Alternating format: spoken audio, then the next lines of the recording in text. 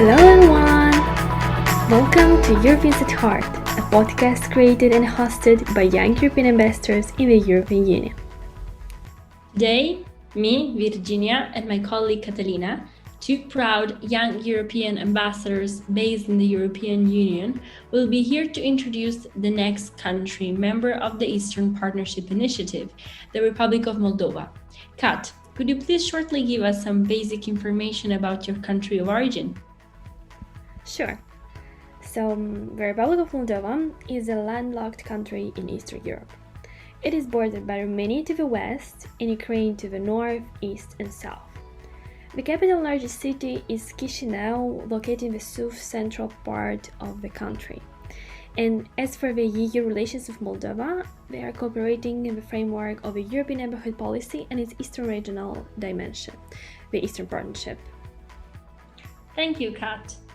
And now we want to welcome Teodora, our guest and colleague from the YA's network in the Republic of Moldova.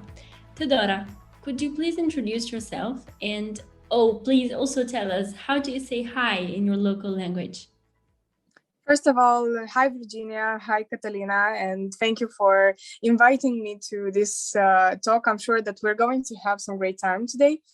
In Romanian, the official language from Moldova, that's actually a mistake that a lot of people make because they think that we speak Moldovan, but it's actually Romanian.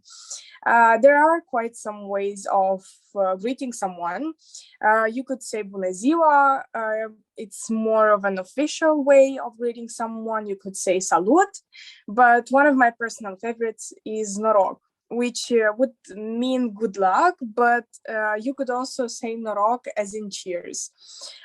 So I think that it's a beautiful way of greeting someone, just wishing him good luck. So yeah, that's about how you could say hi to someone in Moldova or Romania. Some things about me. Well, I'm a young European ambassador in Moldova. I'm also the coordinator of the Youth team here of the Young European Ambassadors. But besides that, I volunteer in some other organizations, some local organizations, such as the Republican Center for Youth and Children, and some more activities. I really like to get involved in different projects. I'm really interested in learning new stuff. And I think that this is a good quality that everyone should have, just to learn about different stuff, even if they're not related to your day-to-day activity. Thank you so much, Teodora, for the introduction, and Noroc. It's nice to have you here with us. Let's further discuss now the beautiful country of Moldova. We will get to know today more interesting facts about the culture, gastronomy, and landscapes of the Republic of Moldova. And later we will move on to talks about the impact of the EU in the Republic of Moldova. So, dear Teodora, I'm intrigued. If you could use only 3 adjectives to describe your country and your people, which ones would you choose and why? 3 adjectives are definitely not enough to describe Moldova. I really love Moldova. I love the country where I was born. And I plan on staying here, besides the fact that there are a lot of young people that leave our country. First of all, I would say that Moldova itself is a very friendly country because the people here are very friendly and kind and open. And I'm sure that you could call anybody at 2 a.m. and tell them that you have a problem, and they would help you, even if they're not your closest friend, especially the people from villages. That's why I encourage every tourist to have an experience that you wouldn't really have this type of experience in any other country. People would invite you to their house and just to tell you more about Moldova, even if they see you for the first time in their lives. So I would say that kindness is one adjective that would be very appropriate for Moldova. Moldova is also a very beautiful country. I live in the old town, the old city of Chisinau, and even though I've been living here for the past 17 years, I'm still amazed by its very beautiful buildings, and I never get tired of just taking a walk in the evening here. So yeah, Moldova is a very beautiful country. We also have amazing landscapes and many other things that are worth visiting. And the third adjective that I would give to Moldova would probably be that Moldova is a tasty country. You could have here an amazing gastronomical experience. We have lots of local traditional foods that we prepare them in our own way, and you could have the experience of cooking yourself something that's specific for our country. As a Moldova, I can say that I totally agree with Teodora, and I would like to mention with an accent exactly the word hospitality, which I heard very often attributed to the Moldovans by foreigners. Like, for real, I heard so many stories from people coming to Republic of Moldova and being so amazed by how welcoming our people are. Girls, it already sounds worth visiting. You made me intrigued to know about, famous holidays in Moldova. I think that Moldova has lots of amazing traditions that are specific for our country or our region in general. We have very beautiful weddings. I think that if you're a tourist, this would also be an amazing activity to have here in Moldova, to go to a Moldovan wedding. But besides that, one of my personal favorite celebrations that we have in Moldova is Mărțișor, which is a local holiday that we have. I think that only Moldova and Romania celebrates Mărțișor, and also Bulgaria, but there it's called Baba Marta. It's basically celebration to welcome spring, and it lasts a whole month. So yeah, we really love celebrations. So we have some of them even last an entire month. But besides that, we have lots of amazing festivals that come hand in hand with our activities as a country, as a population. For example, Moldova is well known for its wine production. So we have a wine festival which gathers yearly lots of tourists that come to Moldova, especially for the wine festival. And the good thing about it is that it's not only located in Chisinau. So if you come to Moldova in the time when we have our wine festival, you could go and have an amazing experience at a wine cellar, and then the second day go to another part of the country, to another wine cellar or to another city, and taste good wine and meet new people and taste amazing food.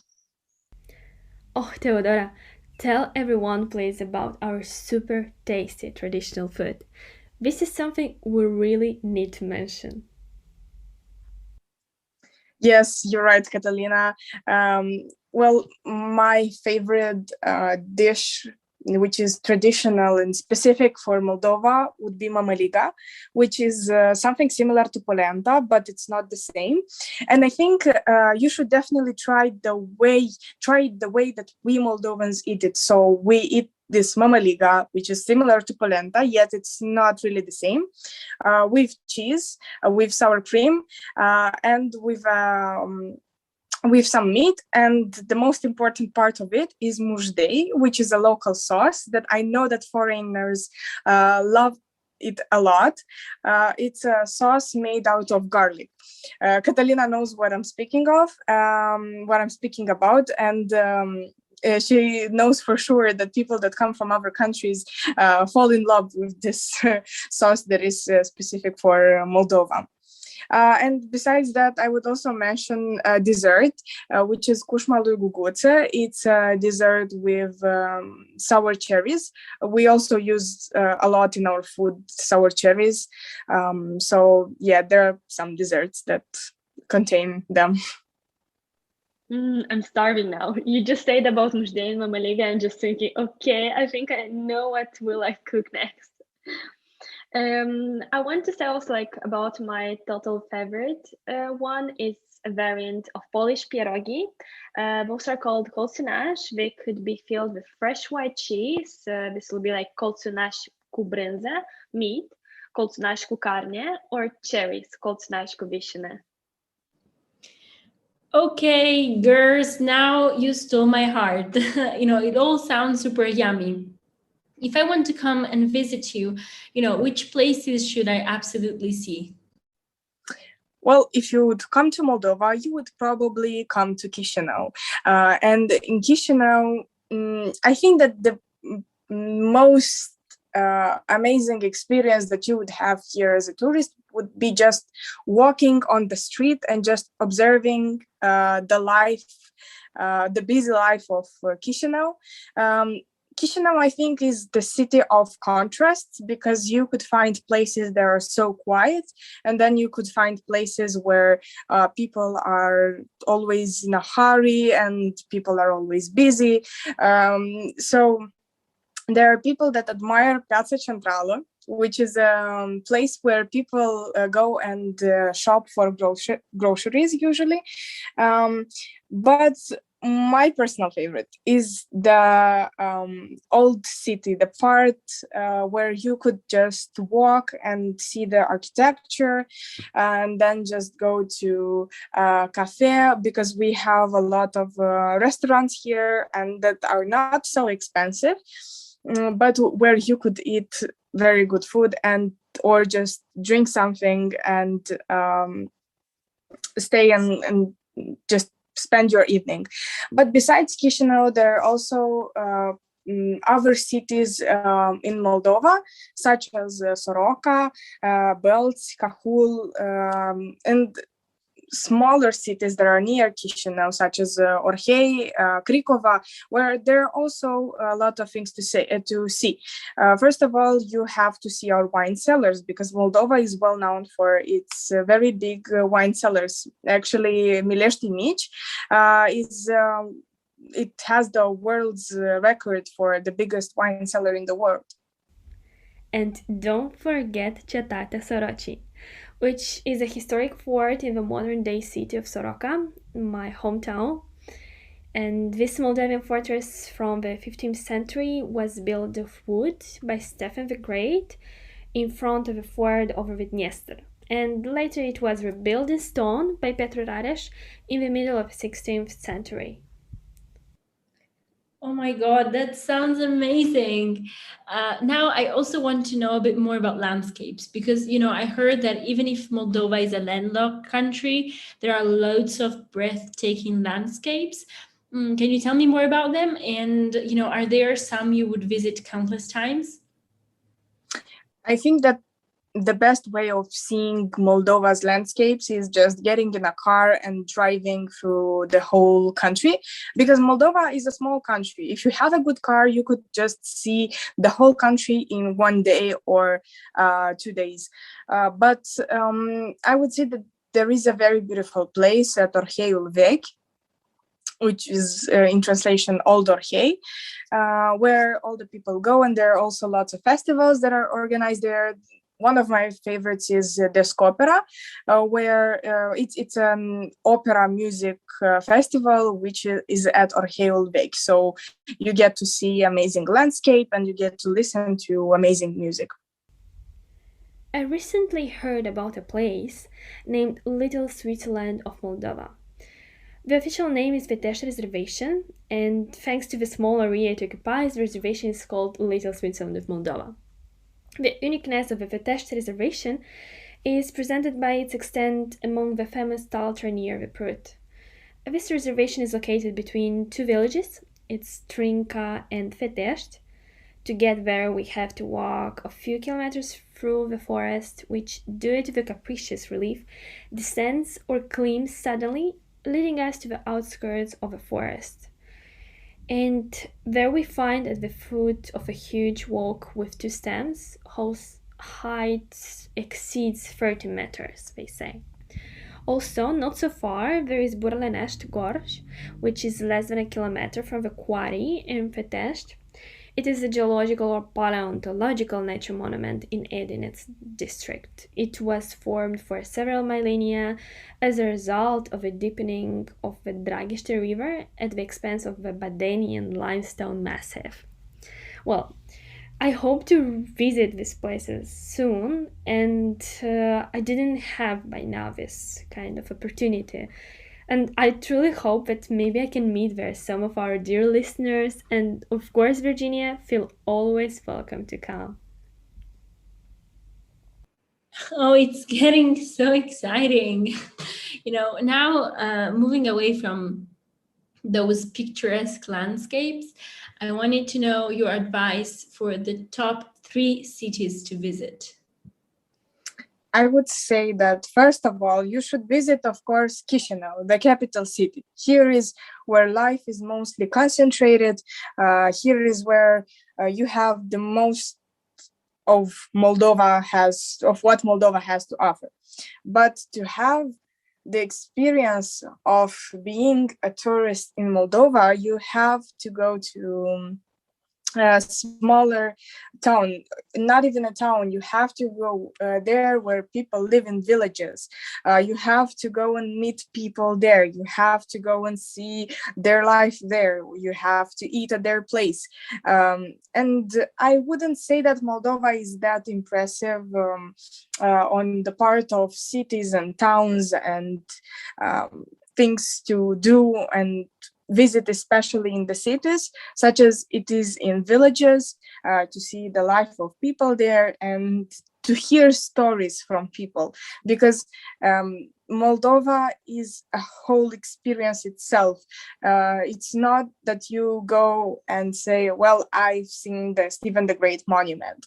No, it's more of, I went and spoke to that person that told me that was deported to Siberia, or I went and talked to this person that cooked for the president of, let's say, Ukraine or something else. It's about the stories that you hear from the local people, and from getting involved in the lifestyle that people here live day by day. Well, I'm already taking notes on what to see, what to eat, and where to go in the Republic of Moldova.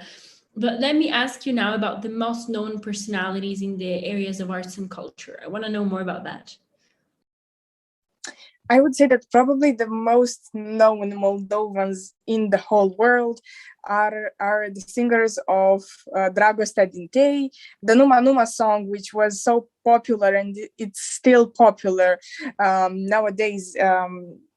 I think that they really brought something to Moldova and some tourists to our country. But besides that, actually, Moldova is full of amazing, talented people, especially artists, painters, singers, actors, producers, directors, and so much more.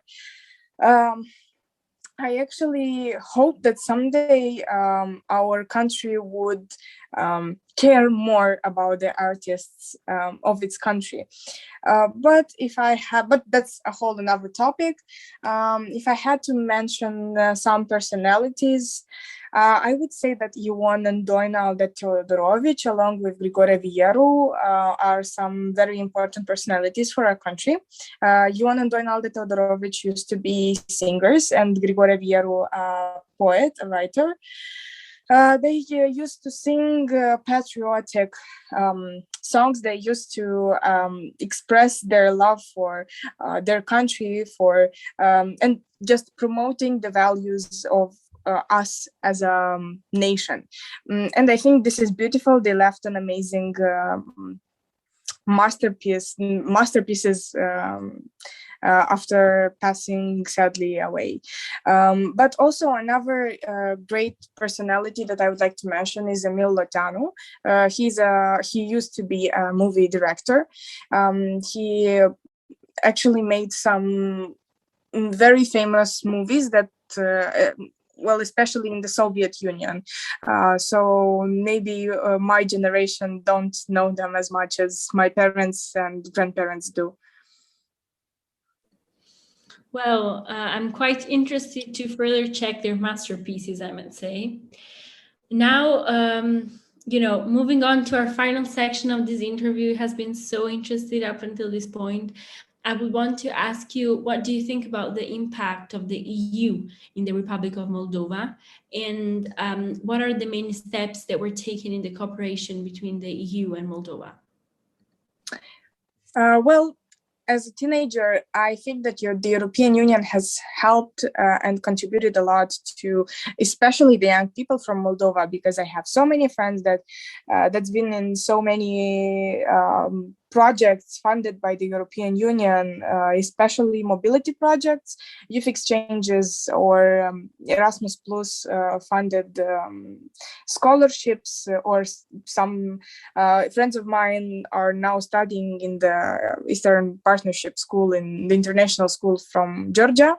And I participated in some projects that were funded by the European Union.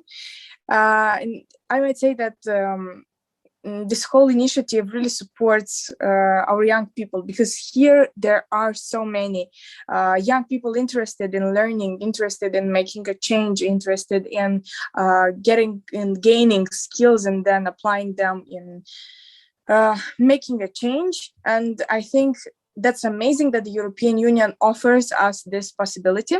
Not only to us, the young people, but also to the young entrepreneurs, to the young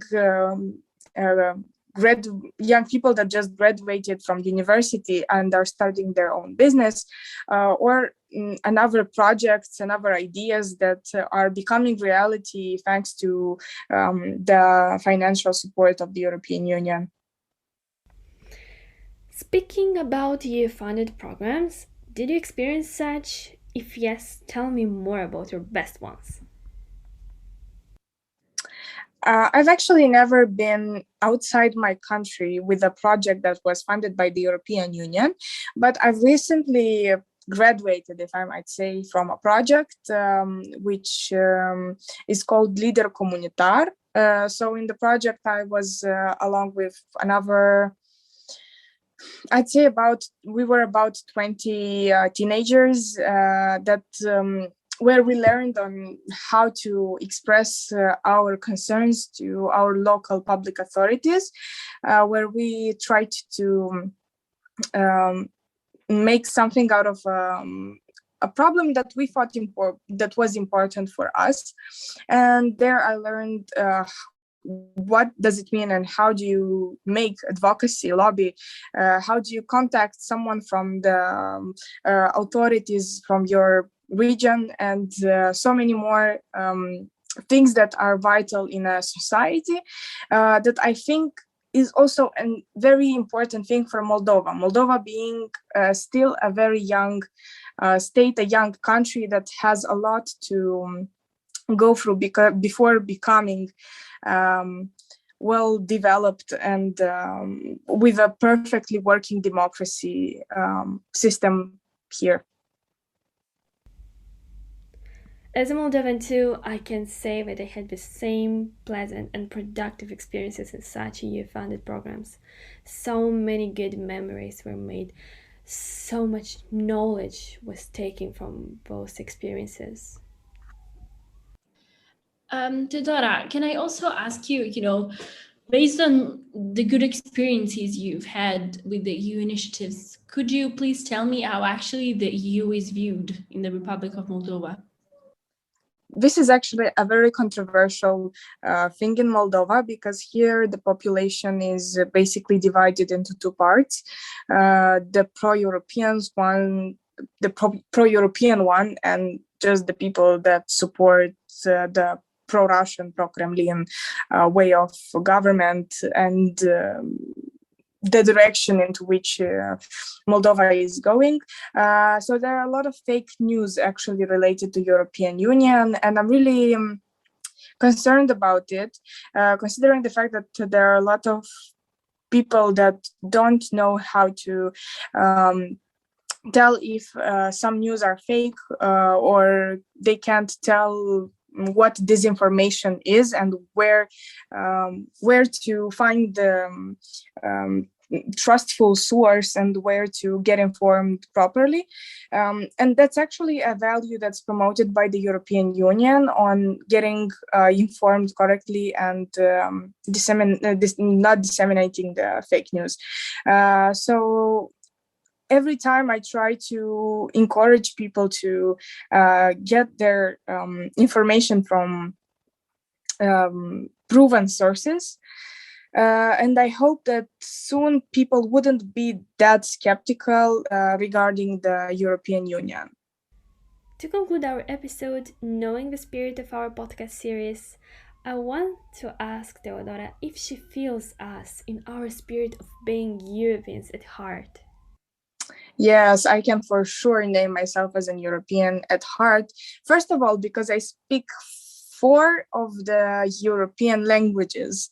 And I think that's also an amazing thing about Moldovans. We know a lot of languages. By default, we know Romanian and Russian, and then we learn English at school, and then we can also learn French and German, or Spanish or Italian or any other language. I think that we as a nation have this amazing opportunity to learn as many languages as we want to. But besides that, I've been a young European ambassador for the past year, and I can say that this initiative has made me a person that double checks information that I see online. And last but not least is I share the same values that are promoted by the European Union. And I think that's the most important thing that should be felt by each person that feels European at heart, sharing the same values. I totally agree with you. How about you, Virginia? What do you think when you hear the phrase Europeans at heart? Well, I totally agree with Teodora, actually. Being a European at heart means actually feeling and adhering to the core values of Europe. So peace, democracy, and human rights. And for sure, I am a European at heart. How nice. Thank you so much, Teodora, for giving us a great time while interviewing you. I believe our dear listeners learned today a lot of interesting facts about Moldova. Thank you for inviting me here, and I really had a great time. I really hope that I convinced at least one person to come and visit Moldova. And if you come by accident to Moldova, don't hesitate to contact me, and I will show you Chisinau. Hope to see you soon, Teodora, when visiting Moldova. It was definitely a pleasure to talk with you. Wishing you all the best. To our listeners, thank you for joining us for today's episode of our podcast. If you want to be further notified about the new coming episodes, please subscribe and don't forget to share it with your friends. Also, follow us on our Instagram and Facebook pages, EU Neighbors List, or on Twitter at EU Neighbors. Wishing you a wonderful day.